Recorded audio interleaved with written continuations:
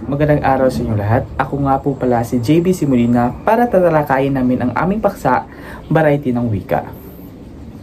So ano nga ba ang variety ng wika? Ayon sa kahalaga ng variety ng wika, ang pagkaroon ng variety ng wika ay pinapaliwanag ng teoryang sosyo-linguistikong pinagbatayan ng idea ng pagiging heterogeneous ng wika. So pagiging heterogeneous na wika. So pagiging pagkakaiba-iba. So ganyan talaga ang variety ng wika. Kaya tinatawag siya ng variety ng wika kasi ginagamit kasi ito ay pagkakaiba ng ating wika.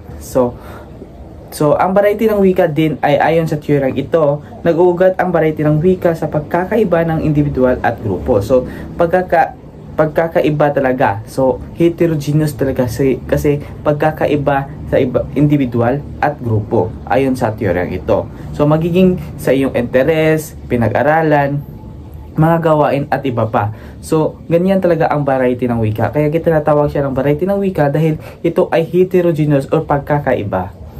So, sa makatuwid, may dalawang dimensyon ng variedad ng wika. Ang dimensyong hierographiko at dimensyong sosyal. So, may dalawa siyang dimensyon, ang hierographiko at sosyal. So, ang hierographiko ay ginagamit siya sa mga relihiyoso nga mga wika. So, ang dimensyong hierographiko ay nagre-result sa dialect na wikain ginagamit sa bawat rehiyon.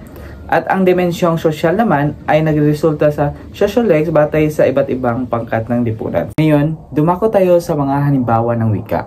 Una ay dialect. Dialect ang variety ng wika na nilikha ng dimensyong hierographiko. So ayon sa aking nabanggit kanina, ang dialect ay naparti siya ng dimensyong hierographiko. Tinatawag din itong wikain sa iba't ibang aklat. Ito ay wikang ginagamit sa isang particular na rehiyon na lalawiganin o pook, malaki man o maliit. So, relihiyon. Ginagamit talaga ang dimensyong hierographiko sa relihiyon. So, yan, parte ang dialect sa dimensyong hierographiko.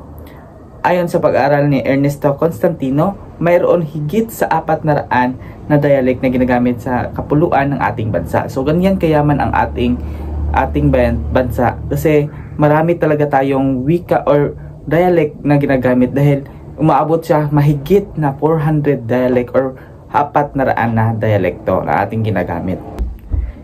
Narito ang ilang halimbawa na ginagamit ng dialekto ng ating bansa sa Luzon, Visayas at Mindanao. Una ay sa Luzon, Ibanag ng Isabela at Cagayan, Ilocano ng Ilocos, Pangpango ng Pampanga, Pangasinan ng Pangasinan, Bicolano ng Kabikulan. Sa Visayas, Aklano ng Aklan, Kinirea ng Iloilo, Antiki at Kanlurang Panay, Kapizona ng Hilaga, Silangan Panay, Cebuano ng Negros, Cebu, Bohol at iba pa. Sa Mindanao, Surigao ng Surigao, Tausog ng Hulo at Sulo, Chabacano ng Zamboanga, Dawaninyo ng Davao, Tibuli ng Cotabato. So, siguro mahigit pa ang mga dialect na ginagamit kasi ayon kay Ernesto Constantino, mahigit sa 400 na dialekto na ating ginagamit. Ang mga dialect ay nakikilala hindi lamang sa pagkaroon nito ng set ng mga distinct na bokabularyo kundi maging punto at tuno ng isang tsura na pangungusap. So, maging punto o tuno ng pangungusap na ating ginagamit. So, pansinin lamang natin ang pananagalog ng mga maninirahan sa iba't ibang lugar na gumagamit ng isang wika. So, pansinin natin ang mga pananagalog ng iba't ibang lugar. So, sa Maynila, aba ang ganda.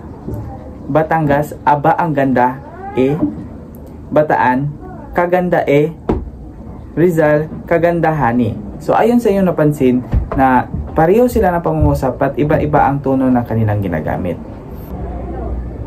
Katulad sa Tagalog, may variety din na Ifugao ng Amganad, Batad at Kianan.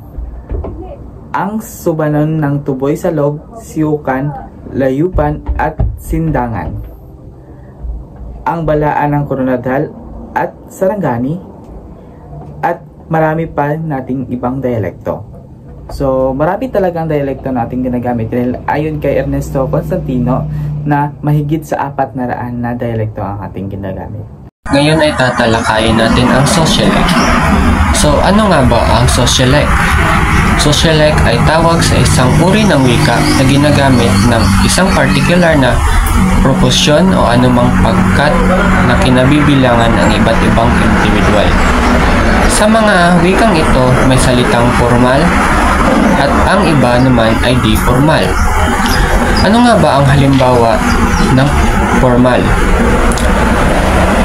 Halimbawa ng formal ay takdang aralin, diagnosis, asignatura at curriculum, at politiko. Ang mga halimbawa naman ng di formal ay tsaka, gora, gurang, at ewan. Magandang umaga, ako si Sheena May Mumo at ngayon ay tatalakayin ko kung ano nga ba ang jargon. Ang jargon ay mga espesyalisadong salita o termino na ginagamit sa isang partikular na propesyon, industriya o larangan. Madalas itong hindi maunawaan ng mga hindi kabilang sa grupong iyon. May mga halimbawa ang jargon sa iba't ibang larangan. Sa larangan ng medisina, teknolohiya, batas, at sa negosyo. Sa medisina ay may tinatawag silang hypertension na ang ibig sabihin ay mataas na presyon ng dugo. Sa teknolohiya naman ay may tinatawag tayong cache o ang temporaryong imbaka ng data. Sa batas naman ay may tinatawag silang software na ito ay mga utos. Ito ay ang utos ng korte na dumalo o magsumiti ng ebidensya. Sa negosyo naman ay may tinatawag silang ROI o Return on Investment. Ito naman ay ang tubo mula sa puhunan. Ano ang idiolik? Ang idiolik ay ang personal na paraan ng pagsasalita ng isang individual. Ito ay natatangi sa bawat tao at nabubuo dahil sa iba't ibang mga salik tulad ng edad, kasarian, katayuan sa lipunan, relihiyon o lugar ng pinagmulan, at personalidad at karanasan. Narito ang ilang mga katangian ng idiolik: bokabularyo, paraan ng pagbigkas, gramatika, at ang mga ekspresyon. Magandang umaga, ako nga po pala si Princess P. Natividad. Ang aking tatalakayin ay ang Pidgin at Creole. Ang Pidgin ay tinatawag sa English na nobody native language. Nagkakaroon nito kapag ang dalawang taal na tagapagsalita ng dalawang magkaibang wika na walang komong wika ay nagtatangkang magkaroon ng konversasyong makeshift. Madalas ang leksyon ng kanilang usapan ay hango sa isang wika at ang istruktura naman ay mula pa sa isang pangwika. Ang mga halimbawa nito ay suki, ikaw bili tinda mura, ayaw biso, malagkit ako, at san ka trabaho. Ang salitang gamit nila ay Filipino, ngunit ang istruktura ng kanilang pangungusap ay hango sa kanilang unang wika. Ang Creole naman ay isang wika na unang naging Pidgin at kalaunan ay naging likas na wika. Nagkaroon nito sapagkat may komunidad ng mga tagapagsalita ang nag-angkin dito bilang kanilang unang wika. Ang Creole ay isang wika na sinasabing likas at nagmula sa mga salitang Pidgin. Ang mga halimbawa nito ay Chabacano, Haitan Creole, Jamaican Creole, Sharan at Pipiamento. Nagkaroon nito sapagkat may komunidad ng mga tagapagsalita ang nag-angkin dito bilang kanilang unang wika. At dito lang po nagtatapos. Maraming salamat.